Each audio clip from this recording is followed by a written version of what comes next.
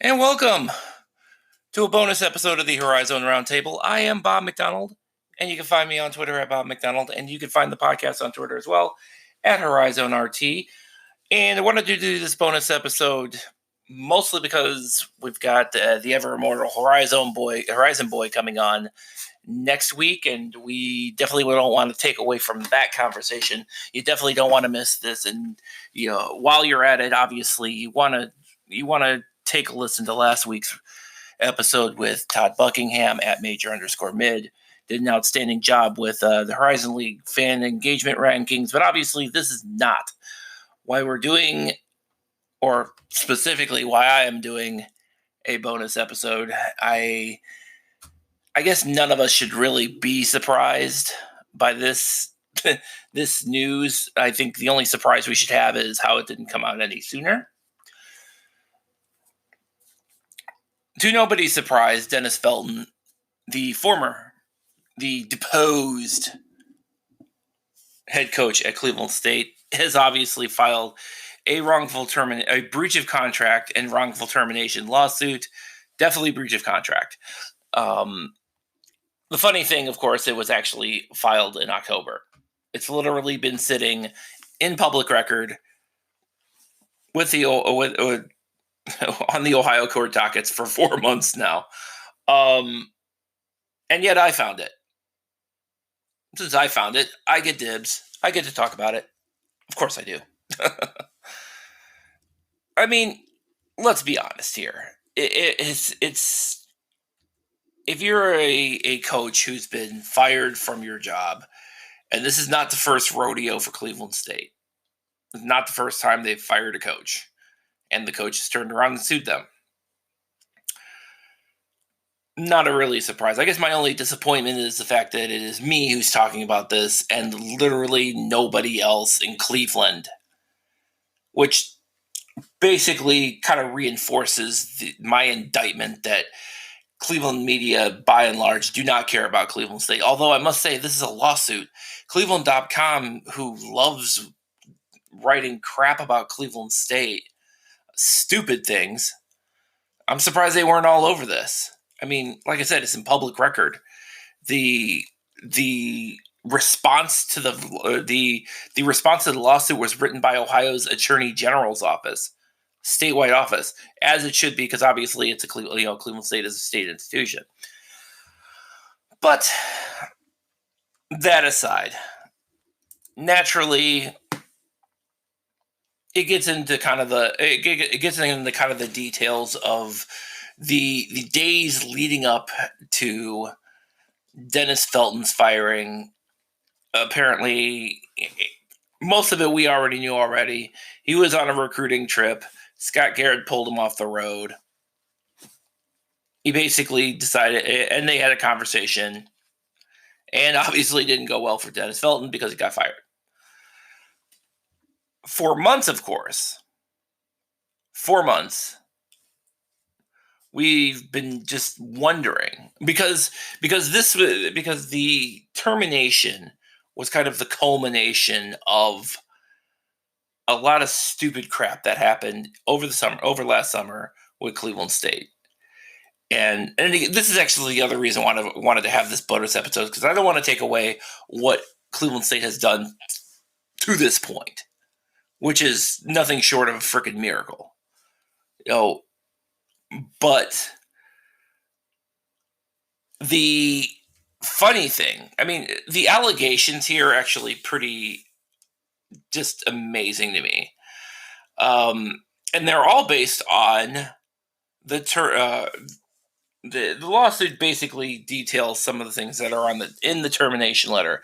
Yes, in public record with the state of Ohio, and you can actually, and again, you can actually look this up.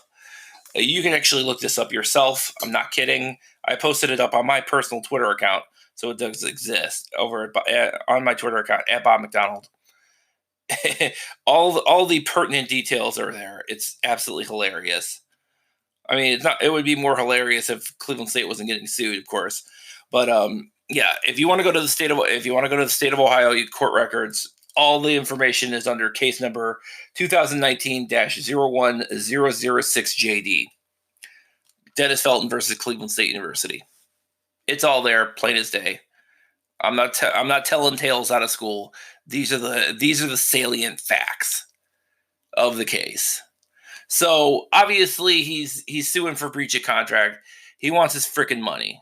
Duh. Knew that was coming. Although he not only does he want that, he also wants. So let's get down to the brass tacks, essentially. So, he's looking for. He is actually looking for a couple things. He is looking for monetary damages of $1.2 million. Apparently, this is per his contract, things like liquidated damages, deferred compensation and benefits. That's one part of it. The other part of it is compensatory damages. That's the second thing. And he's looking for $1.6 million. And apparently there's a third count where he's looking for punitive damages of like $10,000. Apparently, it's a nominal damaging. I'm guessing it's probably there because he just wants to admit wrong. He wants the university to admit wrongdoing. Good luck with that. And I'm looking at this, and mind you, of course, again, per his contract, and we've mentioned it multiple times on the podcast, the buyout was $1 million, no less than $1 million. That is, however, without cause. If he was just offed without cause, yes, they owe him $1 million. But this is where things get interesting. And of course, the lawsuit disputes just about every last bit of it. Naturally, the university has responded in kind and basically said, "Hey, we're doing it this way. Screw you, whatever." So that is the second part of this, and this is actually what we have been looking for a long time. We knew it was going to come out eventually. I was just hoping it wasn't going to be me to bring it on out. So let me get into that.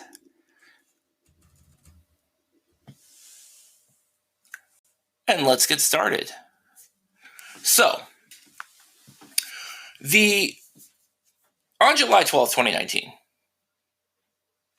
Scott Garrett had hand delivered and certified mail a termination letter to Dennis Felton. And so we are clear about what the text of this termination letter. I'm just going to read word for word, just because. And again, if you want to look at it yourself, you guys know that you guys can pull this down off of court records yourself. Again, it's case number 2019-01006 JD with the state of Ohio. Dennis Felton versus Cleveland State University. So this is addressed to Dennis Felton.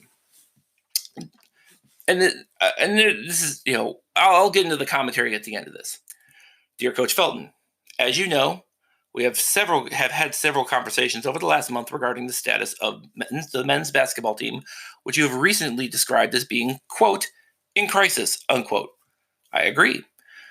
Since the time that I assumed the role of director of athletics, I have been made aware of a series of performance issues, poor judgment, and lack of leadership on your part. This pattern has accelerated over the last several weeks. When I discussed these problems with you and requested a corrective action plan, you did not accept ownership or responsibility or adequately respond to my request for an effective corrective action plan. Instead, you deflected blame on other department staff, a perceived lack of resources, and a, quote, panicked overreaction by administration. Your performance issues include, but are not limited to, the following. Point A. Mishandling and lack of reporting to the Office of Institutional Equity, potential incidences of dating/relationship violence involving a student athlete on the team. Point 2. You hired 2 assistant coaches, both of whom have significant compliance and ethical issues. One assistant coach was involved in an NCAA investigation at his prior institution that continued into his time at CSU. During the investigation, the coach admitted that he knew of and failed to report NCAA violations at his prior institution, and he defied NCAA enforcement directives by speaking with the other subjects of the investigation after being told not to do so. The other assistant, whom you hired, has been terminated for cause from CSU for soliciting personal financial assistance of $25,000 from a player on the team. You either knew of this serious ethical violation or, as head coach, should have known. You have continued to communicate total support for your staff and have at no time suggested coaching staff changes, discipline, or expressed a desire to hold them accountable for their actions. Point 3. You failed to immediately report an instance that was reported to you of student athletes and other CSU students being stopped by the Ohio Highway Patrol and cited for a traffic violation. As you know, your eventual report was determined to be inaccurate. There was suspected drug possession by occupants in the vehicle, which led to a reasonable suspicion drug test of the student athletes involved, resulting in one positive drug test. Point 4. You have failed to foster a culture of high academic achievement. In the spring 2019 semester, the overall team grade point average dropped to a 2.2, the lowest in a number of semesters, including 5 student athletes with a sub 2.0 GPA and 18 non-passing individual course grades across the roster. Point 5. Despite the lack of academic success, you've recruited and received commitments from several academically at-risk students who did not meet NCAA academic eligibility requirements per the CSU Department of Athletic Policies and Procedures, Student Athlete Recruiting Section A1. Point 6. In June, while communicating regarding student athlete discipline issues and requests for transfer, I learned that you were out of the country on vacation. I was not made aware of your time away until you were already on the trip. I was not aware that you would be away from the university, and you did not request, and I did not approve, use of vacation time. In fact, you did not log into the university time card system the use of any vacation during the month of June. Indeed, you had not logged in any vacation time in the last calendar year. See the CSU Department of Athletic Policies and Procedures at page 25 regarding vacation and sick leave. 4 players, point 7. 4 players from the 2018-19 roster have entered the NCAA transfer portal. As recently as a week ago, 2 additional student athletes were contemplating their transfer and had met with me as a group to relay concerns about the intensity of practices, their previous communications to you and your assistants about their physical well-being, and their concern with playing in the program while you served as head coach. The state of the program is not consistent with the standards or expectations of the university. And the last point, failure to adequately respond to my identification of problems to you and a request for a corrective action plan. The bulk of your plan consisted of what I should do and general statements of intention, rather concrete evaluation of issues and plan to address them. These identifiable issues are not curable within 10 days. The above referenced problems, individually and collectively, amount to your breach of your employment agreement, and I am therefore exercising the university's option to terminate the agreement for cause pursuant to Section 6.0, specifically Section 6.0 D, E, F, H, and I, incorporating by references Sections 2.0, 2.1, 5.0, and 5.1. Accordingly, your employment is terminated effective today. Information about your transition and salary and benefits determination will be sent to you under separate cover by Human Resources. I wish you the best of your future endeavors.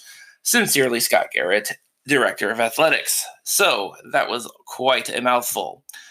Also, it includes quite a bit of information we didn't know before, or accusations we didn't know before as well. They're now part of public record. So for those of us who have been talking about this forever and ever and ever, we just thought the issue was we thought the issues was the mutiny, as in the great exodus of basketball players from Felton's program. Apparently, according to this, there was way more going on. Now, naturally, I don't want to speak to issue 1. That's a whole issues 1 and issues 3. Because they involve student athletes. They didn't mention their names. They may or may not be at may or may not be at Cleveland State anymore. So I'm not even really dealing with that. The assistant coach thing, that's actually pretty hilarious because you had Scott Garrett is alleging that there was an assistant coach who was hitting students. He was hitting basketball players up for $25,000. You know that guy can't be there anymore. And obviously, whoever the assistant is, who it was and was under investigation when he was hired, he's not there anymore in here. So I don't really care about that. It seems kind of. I think the point of issue number 2 is to kind of paint an overall picture of kind of a lack of due diligence on Dennis Felton's part, kind of framing that. Obviously, he's denied that part. So there is that. The part about the GPA, obviously, and I think when Scott Garrett sent out his statement regarding the termination, he kind of alluded to this a little bit.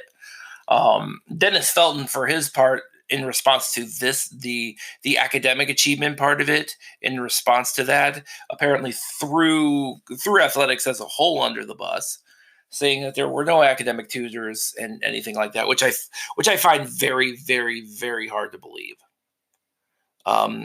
Any Cleveland State athlete listening to this, please dispute that. Please dispute the availability of academic tutors, because in my time, even as a student, I knew that athletes, even as a student, while I was a student there, the availability of academic tutors for the entire athletic program was a thing. I don't know if he was speaking specifically to his team, but it doesn't matter. So that's just on me. And same thing with the at-risk students. I can't really speak on that as well. Obviously, the one part that I thought was pretty surprising is the fact that that apparently he went on vacation in June, didn't tell anybody, including his boss. No, you really can't do that. I'm also equally not surprised that he wasn't using Cleveland State's time card system. None of these things should be a real surprise to you. And then, of course, obviously he gets to the point of at the time of this, obviously there were 4 players in the transfer portal. I believe at this point it was Alexa Popovich, Rashad Williams, Seth Milner, and Tyree Appleby. I believe Jalen Hill had not yet entered the transfer portal. But he was on his way out.